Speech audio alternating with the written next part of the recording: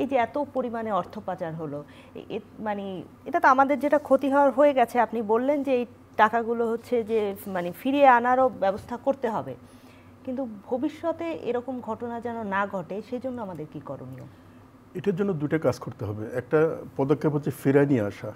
যেমন এই টাকাটা তো দেশের বাইরে নিয়ে যাওয়া হয়েছে এবং ব্যাংকিং সিস্টেমটাকে কোনো না কোনো পর্যায়ে এটা ইউজ করা হয়েছে, ফলে একটা ডকুমেন্ট কিন্তু থেকে যায়।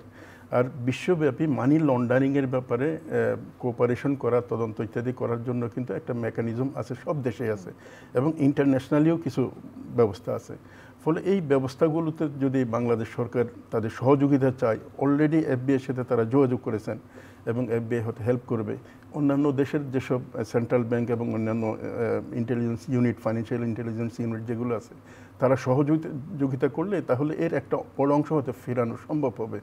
তবে সরকারের অবশ্যই আন্তরিকতা থাকতে হবে, এটা হলো এক। দুই নম্বর হচ্ছে কি, আপনি খুব গুরুত্বপূর্ণ একটা বিষয় উল্লেখ করেছেন, সেটা হচ্ছে এটার রাস্তাটা কীভাবে বন্ধ করা যায়। রাস্তা বন্ধ করার জন্য আসলে রাষ্ট্র ব্যবস্থা সংস্কার প্রয়োজন। আমাদের ফাইন্যান্সিয়াল সিস্টেম, ব্যাংকিং সিস্টেম, এমনকি শেয়ার বাজার বা অন্যান্য যেসব ডিসিশন মেকিং ব্যবস্থা আছে, এগুলোকে সংস্কার করে এমন একটা জায়গায় নিয়ে যাওয়া দরকার যাতে করে কোনো দায়ী মুক্তি, মানে দুর্নীতির দায়ী মুক্তি নিয়ে যাতে এই ধরনের অনিয়ম এবং রাষ্ট্রের ইকোনমির একেবারেই 12টা বাজানো সম্ভব না হয়। এই জিনিসটাই আসলে আমাদের আলটিমেটলি এই গভর্নমেন্টের যে ভার্ডিক্টটা, তাদের প্রতি জনগণের যে প্রত্যাশাটা, সেটা হচ্ছে রাষ্ট্র সংস্কার। রাষ্ট্র সংস্কারের পার্ট হিসেবে ইকোনমিটা একটা মেজর জিনিস। কারণ অর্থনীতি যদি পঙ্গু হয়ে যায়, অর্থনীতির ভেতরটা যদি একদম খোলসা হয়ে যায়, তাহলে কিন্তু রাষ্ট্র এগোতে পারে না। এই জন্য কিন্তু অর্থনৈতিক নিরাপত্তাটাকে ভৌগোলিক নিরাপত্তার একটা প্রধান শর্ত মনে করা হয়। এখন আরও যদি স্পেসিফিক আসেন, তাহলে যে জায়গাটাতে আসতে হবে, এখন ব্যাংকগুলোতে কিন্তু সুশাসন বলতে কিছু নাই। ব্যাংকের লোন নিয়ে ব্যাংকে কেনা হয়েছে, যারা অলিগার কাছে, রাষ্ট্র ক্ষমতার আনুকূল্য যাদের প্রতি ছিল, তারা কিন্তু এই কাজটাই করেছে।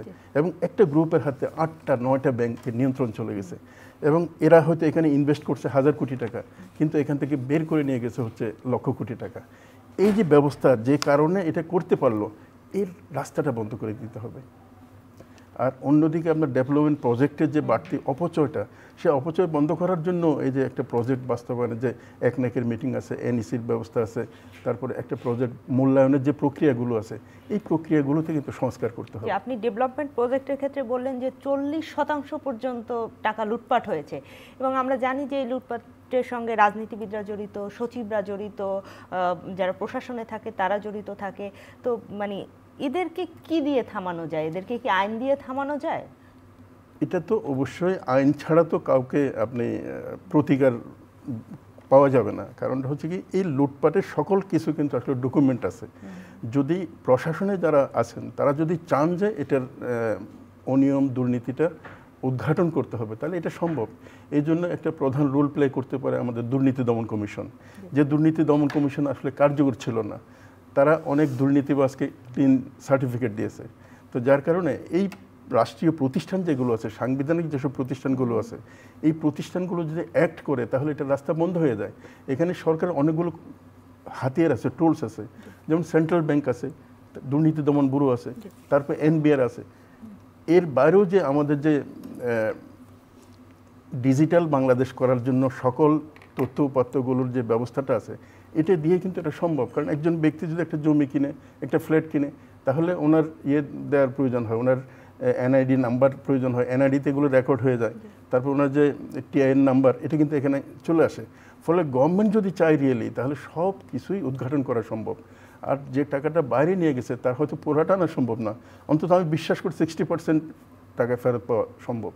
একটু ছোট করে জিজ্ঞেস করি, 21শে আগস্ট গ্রেনেড হামলা মামলায় গতকালকে যে রায় হলো, আমি কথা বলছিলাম, আপনার কি মনে হয় এর আসল ফ্যাক্টটা কি? মানে এটা কি পলিটিক্যালি মোটিভেটেড কোনো ইভেন্ট ছিল, বহিঃশক্তি ছিল, না কি ছিল, কারা বেনিফিটেড? আমি দুইটা লাইন বলবো শুধু, এটা পলিটিক্যাল ইস্যু।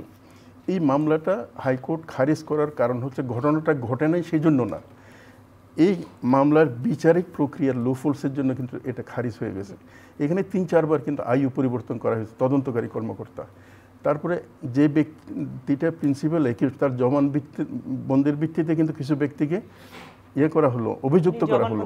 এবং সেই জবানবন্দি কিন্তু ওনার প্রথম জবানবন্দি ছিল না, ওনার উপর অত্যাচার নির্যাতন করে একটা জবানবন্দি নেওয়া হয়েছে এবং পরবর্তী পর্যায়ে সেই জবানবন্দিটা উনি প্রত্যাহার করার জন্য আবেদন দিয়েছেন। আসলে এই ধরনের সম্পূরক জবানবন্দির মাধ্যমে প্রিন্সিপাল মানে পলিটিক্যালি হাই ইয়ের লেভেলের কিছু ব্যক্তিকে একদম পানিশমেন্ট দেয়া, এটা দৃষ্টান্ত নেই। সবচেয়ে বড় কথা হচ্ছে কি, আইনের কতগুলো নিজস্ব গতিধারা আছে। আইনকে তো আপনার মতো করে দিলে হবে না। কিন্তু গত 15 বছর আমরা যেটা দেখছি, অনেক সংবেদনশীল মামলার ক্ষেত্রে রায়টা যেন অন্য কোনো জায়গা থেকে তৈরি করে দিয়ে বিচারক যিনি আছেন ওনার হাতে দেওয়া হয়, উনি নিজে হয়তো জানেন না কি রায় পড়ানো হচ্ছে। এটা হচ্ছে আমাদের দুর্ভাগ্যজনক। এই বিচার ব্যবস্থাকে যদি সংস্কার না করা হয় এবং যথাযথ বিচার যদি নিশ্চিত না করা যায় নিম্ন আদালতে এবং উচ্চতর আদালতে, তাহলে আমাদের ভবিষ্যৎটা আসলে আমরা যেভাবে স্বপ্ন দেখি বাংলাদেশকে এগিয়ে নেওয়ার জন্য, এটা অনেকটাই কঠিন হয়ে যাবে।